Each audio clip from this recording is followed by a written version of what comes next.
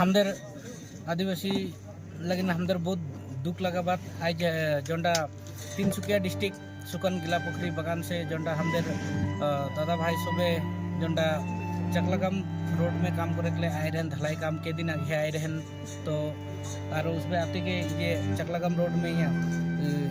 accident हो गई mini dumper में आए रहन बोले तो हमदर लगिन बहुत दुख लगा बात उसमें मिनी डम्फर में आए रहन जो ठेकेदार या कॉन्ट्रेक्टर उसमें के लेके आए रहे तो हमदर जाना मत इटा तो माने बहुत दुख लगा बात और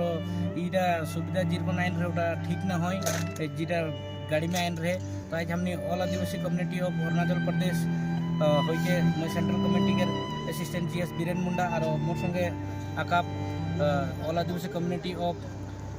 अरुणाचल प्रदेश नामसाई डिस्ट्रिक्ट के प्रेसिडेंट सेक्रेटरी और फिर एग्जीक्यूटिव बॉडी है तो आज हमने बहुत दुख जाना थी बात तक और जो भी यहाँ डेड बॉडी सब है उसे रेस्क्यू करे लगी आसाम सरकार और हमारे अरुणाचल सरकार मिल के इटाके रेस्क्यू करे लगी और एक उधर लगी उचित कम्पेनसेशन उधर घर में देख लगी बोल के हमने अंदर दिखे से एक दाबी जाना थी और जितना भी आज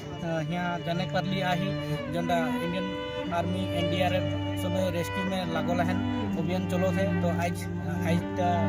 6टा डेड बॉडी रेस्क्यू कर लेन और बाकी नीचू में है उधर काल उद्धार कर देव बोल के उसमें जवान देहन तो हमदर लगी बहुत दुख लगा बात और आगे दिखे बनले रहा हानि तो अपडेट देव जे काल इटाके उठाई देव बोलें तो हमने इतना बोल के सभी को के धन्यवाद जाना थी जितना कोई এইখিনিতে ইতিমধ্যে আমি আদিবাসী ছাত্ৰ সন্থা তিনিচুকীয়া জিলা সমিতি আৰু আদিবাসী কমিউনিটি অফ অৰুণাচল প্ৰদেশ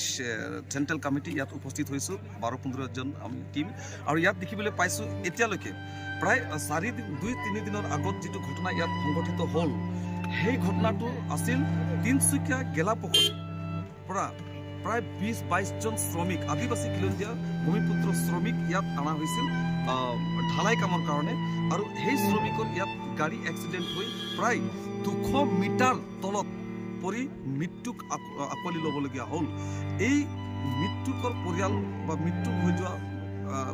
সকলৰ আত্মাৰ সদ্গতিৰ কামনা কৰিছোঁ আৰু পৰিয়ালবৰ্গক আমি সান্তনা আদিবাসী ছাত্ৰ সন্থা তিনিচুকীয়া জিলা সমিতিৰ পৰা দিছোঁ কিন্তু এটা কথা স্পষ্ট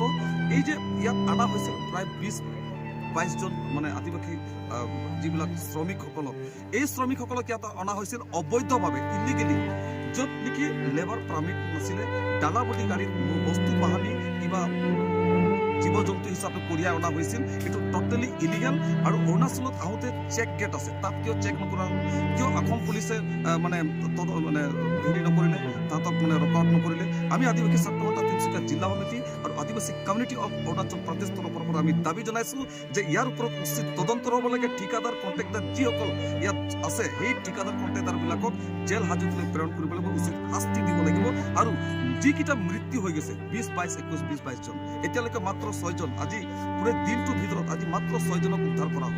এই যিসকল মৃত্যু হ'ল সেই মৃত্যুকৰ পৰিয়ালত প্ৰতিটো পৰিয়ালত 1 কোটি টকাকে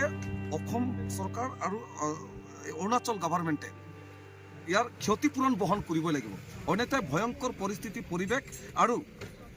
ইয়াৰ গণতান্ত্ৰিক আন্দোলনৰ সন্মুখীন হ'বলৈ বাধ্য হ'ব আৰু এই কথাটো আমি কৈছোঁ যে অসম তথা অৰুণাচলত অবৈধভাৱে ইলিগেলি শ্ৰমিক অনাটো বন্ধ হ'ব লাগে অনাগত দিনবোৰত যদি অসমৰ পৰা অৰুণাচললৈ যদি শ্ৰমিক ইলিগেলি যদি অনা হৈছে ইয়াৰ ওপৰত কিন্তু আদিবাসী ছাত্ৰ সন্থা অসম আৰু অৰুণাচল মিলি কিন্তু ইয়াৰ ওপৰত প্ৰত্যুত্তৰ দিবৰ কাৰণে ইয়াৰ ওপৰত আমি উচিত ব্যৱস্থা ল'বৰ কাৰণে আমি সাজু আছোঁ